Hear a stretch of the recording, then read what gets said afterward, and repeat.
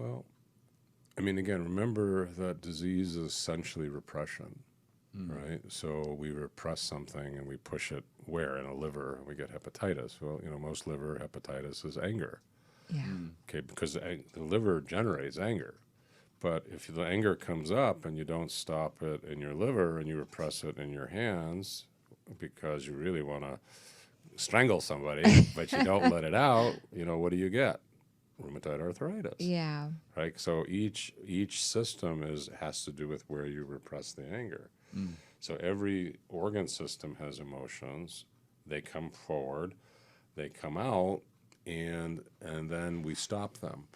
But the secret, in my experience, is something actually different. This is what I learned from the Sufis, which was that it really isn't the actual repressive emotions that cause the problem. It's actually the divine teaching that's trying to unfold itself within the emotional state where the resistance in the teaching really comes from. Wow, wow. And so to really say that, whatever you're feeling with emotion is meant to be shared by you. Exactly. Yes, Yes, you share it and you bring it out and you express it, but yes, then you realize that it's not only about expression of anger. It's like, what is God asking us to learn? Because life yes, is a learning. Yeah. What are we? What is it? Is it strength? Are you angry because you feel weak? Are you angry because you don't want to look, so you need awareness? Yeah. Are you angry because you're blaming and you're not in self-responsibility? yeah, So you see, behind every disease there are hidden aspects which are really needed, and it's not easy for us. But if we can find those cores and really be willing to understand what I call divine unfoldment, which means what are the qualities like compassion or mercy or awareness or love or whatever, and unfold them, the diseases just often disappear very easily, like fruits falling off a tree. They just fall out. They just dissolve. It's very interesting. And in medicine might say it's miraculous healing, but ultimately it's almost like the way our system was designed originally. Well, and we are miracles, so we are so it's a miracles. miraculous It's system. Yeah, a miraculous system that but it shouldn't takes surprise us. right. Yeah, yeah. It takes spirit into emotion, into mental, into a physical expression. Everything Exactly. starts off with the spirit of it first, and then emotion, energy in motion comes in, and then we have this mental where we label it and we make it mean something, and we give it words and languaging based on our own reference point of languaging. This was one of the most interesting studies that I learned about. Deaf children that didn't have language didn't remember or process their emotions or their spirituality. They didn't have memory until they had language. Deaf children taught in Mexico at whatever age began to have memory and began to understand emotions based on the level of their vocabulary. They only knew happy and sad. Those were the extremes. And when they differentiated out joy, elation, or sad, a little bit sad, melancholy. When they learned different words, Yeah. they had different expressions of the emotions themselves based on spirituality, and they had no memories until they had language.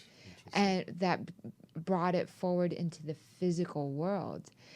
I love something that you said just a couple minutes ago, which I just want to really land on a great deal. Because if you've got something that's creating dis-ease in your body, it goes to the physical level of creating dis-ease, and it's gotten trapped in an emotion, mental words, spirit behind it. If you begin to unravel what it is and you take that into your soul's purpose and become a teacher of that emotion, of the shadow, of what used to cause you anger, what used to cause you fear, you then are going into the spirit energy of releasing that in your lineage and releasing that for everyone that's holding that frequency as well. And that really truly hit me, because you become the source of the healing of what was before causing you illness. Sorry, excuse me. Yeah, and I think again, it's this. There's two pieces. There's the piece of everything you're saying, which is the taking responsibility Yes. and the expression and the awareness and the willingness to dive deep in yourself, all the things. And then the other side of it is the other hand coming down from divinity, which is also sharing what it wants, which is for you to know it and for you to open your heart to receive its blessings. And it's actually these two hands coming together, which I think really leads to the greatest healing in my experience. And I'll tell you a great story, which I've told many times, but that's one of my favorites, was a man who had melanoma. And he had a large tumor on his face. He was a concentration camp survivor. Wow. And Jewish. And he had watched, a lot of what goes on in those camps. And he left his religion because he didn't understand, how this could go on. So he just couldn't, he lost his faith. Well, then here he is, 7 years old, and he ends up with this malignant melanoma, very aggressive. And he starts doing the first hand, which is, the emotional work and trying to get to understanding his anger and what's going on in that tumor, which he did great. And the tumor would change borders, which, I'm sure as healers you've seen, and I've seen many times, it shifts, it rotates, it changes, but doesn't go away. And then he realized that he had left his religion, he left his faith. So he then made what we call tauba, which is he returned back to his faith. He returned back to God. He said, I sobbed for 48 hours nonstop because all the pain of the concentration camps came out of my heart. And at the end of the time, he fell asleep that night, and he had a dream. And in the dream, an angel came down and went into his face and took the tumor out, showed it to him, and then disappeared. And he woke up in the morning, and he goes to the mirror, and sure enough, the entire tumor had disappeared in his sleep. Wow. Isn't that amazing? It is amazing. It truly is. And for everyone sitting and listening to this, or driving and listening, miracles, one day we will understand the science behind them. But until we do, take these words literally, Yes. to feel the emotion, to connect in, to allow your awareness to give that full attention. Whatever is causing the dis-ease or disharmony, give your full awareness, attention, and allow one hand, you bringing it, and with the other hand, allowing Source. There you go. Saying the names of Source. Yes. Saying the names of love, saying the name of God, and letting that continue to fill the space until the angels or come and elevate you back into your state of grace. That is it. That is it. That is the science of miracles. Yes. You just said it. We are learning so much through this conversation, and in the stillness that can only emerge from a connection to our heart and connection to everything, our brain, every emotion, every mental aspect. In that, we create a space. Yes. In that space, we create the miraculous to come in without attachment to what it is. Yes. We'll know, because the symptom for you, it was being able to see. Also, again, being for the miraculous coming in and informing you. Yeah. Well, I think we're right on it.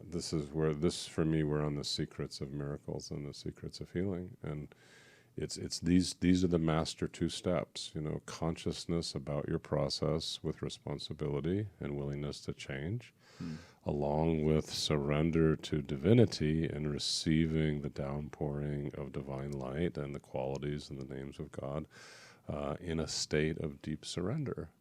And I think if those two things exist side by side, that's the secret of miracles. That's how it happens. Yes. Oh.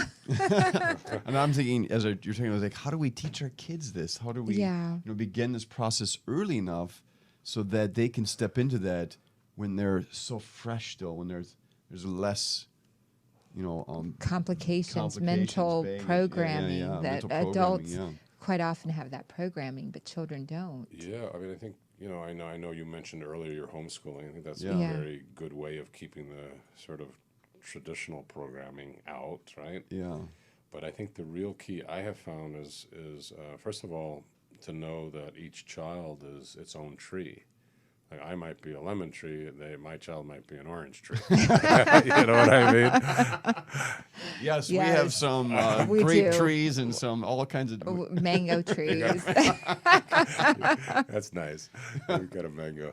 I like And I'm mangoes. definitely a nut tree. Yeah, See, there you I don't go. I don't even do fruit. I'm just a walnut. Yeah. Right, you're the walnut, and if you try to place walnut on mango, Yeah. it doesn't work. So the key is actually, be the true walnut tree you are, but Yeah. at the same time, let the child develop as a mango Yeah. and teach it to be the best mango it can be. Yeah. Yeah. I think Wow. that's the key. Dr. Jaffe, you also won Man of Peace Award in 2010. You've won the hearts. You've won our hearts. No. It's so much here on air. How do people get in touch with you for those that are, because we'll share more, but I want them to hear now. Again, what's the best way to get in touch with you? The best way is to go to my website, Yes. drjaffemd.com, DRJA